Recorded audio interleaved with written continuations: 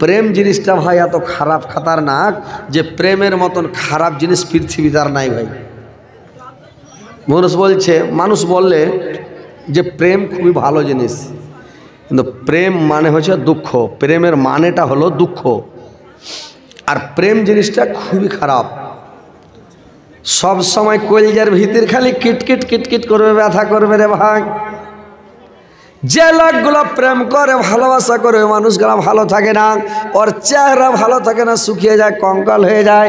সারা রাত মোবাইলে কথা বলবে, আর কথা বলে বলে বলে বলে বলে বলে নিদ হবে না, কিডনি কমজোর, ওর লিভার কমজোর। ওই লোকটার কিডনি কমজোর, লিভার কমজোর, ওই লোকটার স্মরণ শক্তি কমে যাবে, ব্রেন শক্তি কমে যাবে, লোকটার হজম শক্তি কমে যাবে, বদ হজম হবে, লোকটা দুর্বল কমজোর হয়ে যাবে। আর সারা রাত খালি ফোনে কাঁদবে, হাসবে, কাঁদবে, হাসবে, প্রেমিকার সাথে কথা বলবে। প্রেম জিনিসটাই এত খারাপ হয়, পৃথিবী তোর মতন খারাপ জিনিস আর নাই।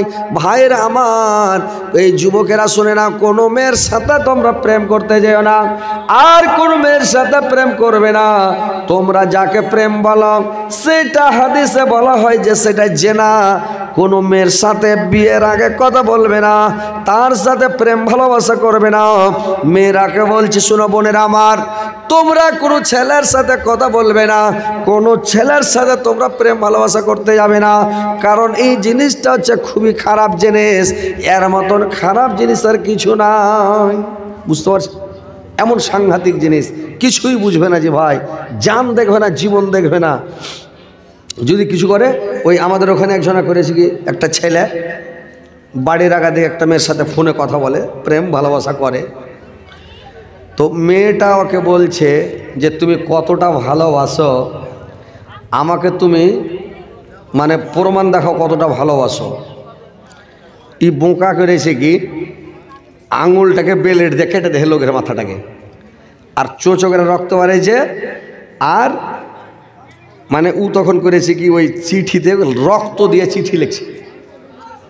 দেখছেন কত খেপা, রক্ত দিয়ে চিঠি লিখছে, তুমি আমার চাঁদ আমি চাঁদের আলো, যুগে যুগে আমি তোমায় বাসব ভালো, লিখে চিঠি পাঠিয়ে দিয়েছে, চলে গেছে। এইবার মেয়েটাকে বলছে যে তুমি আমাকে কতটা ভালোবাসো, একটু প্রমাণ দেখাও।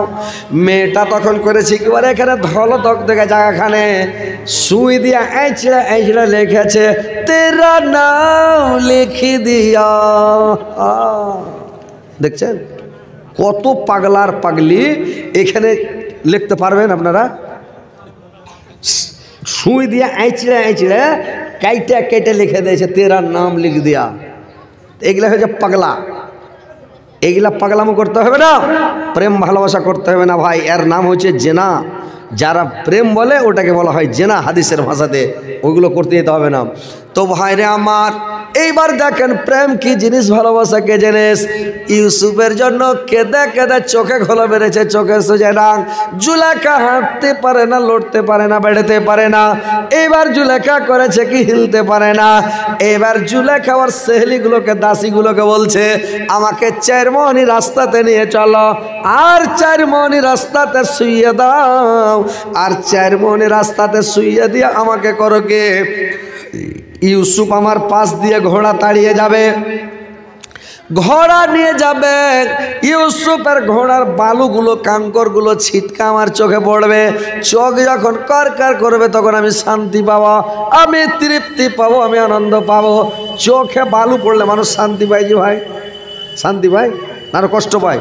একটু ছোট পোকা, কাঙ্কর, খোঁজ কিছু একটু পড়ে যে চোখে, তো জান বাজে না যতক্ষণ বাহির না করে, যে মনে হচ্ছে একটা হাতি ঢুকেছে, কি একটা উঁট ঢুকেছে, কি একটা গরু ঢুকে গেছে চোখে, নাকি?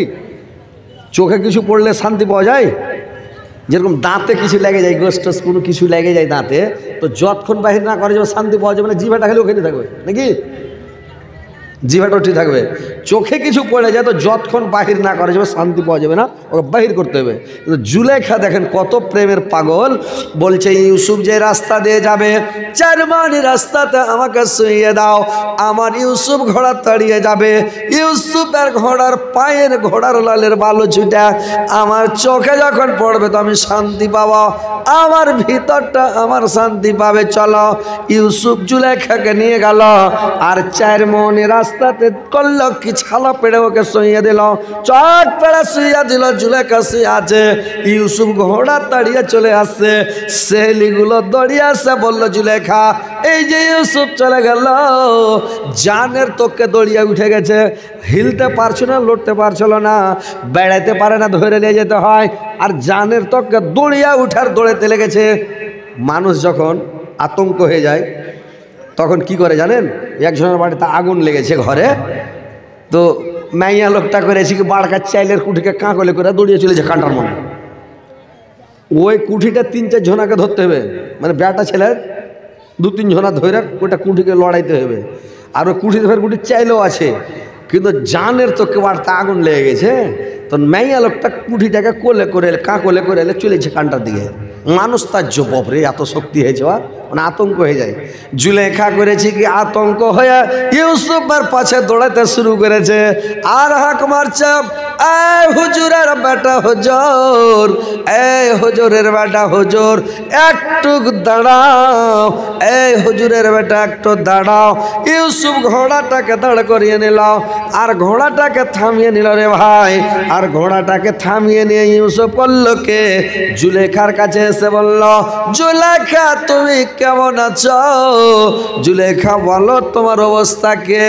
জুলেখা একটু দুঃখের হাসি হাসলো, হাসার পরে জুলেখা কাঁদতে লাগলো, ইউসুফ তোমার এই কথাটা শোনার জন্য কত কাল থেকে যে আমি লালায়িত আছে, এই কথাটা শোনার জন্য আমি কত কাল থেকে তোমার দিকে চেয়ে আছি, কিন্তু আজ পর্যন্ত তুমি বললে না। আজকে আমি সব শেষ করার পরে আজকে তুমি বলছো কেমন আছো জুলেখা? দেখো ইউসুফ আমার অবস্থাটা দেখো আমি কেমন আছি, তোমার প্রেমে কতটা পাগল আছি, আমার চোখে কিছু সুজে না সব সময়। খেতে বসলাম ইউসুফ, শুয়ে থাকলাম ইউসুফ, ঘুম পাড়লে স্বপনে খালি ইউসুফ, খালি ইউসুফ। খেতে বসলে খালি ইউসুফকে ভাতের মধ্যে ছবি দেখা যায়, পানি খেলে গিলাসে ইউসুফের ছবি দেখা যায়। যাকে যে ভালোবাসে ওর টকটকে লাগা থাকবে আর মনে হবে যে সবসময় খালি ওকে দেখতে পাচ্ছি, এরকম হয়ে যায়। প্রেম এমন জিনিস, খাতারনাক জিনিস রে ভাই।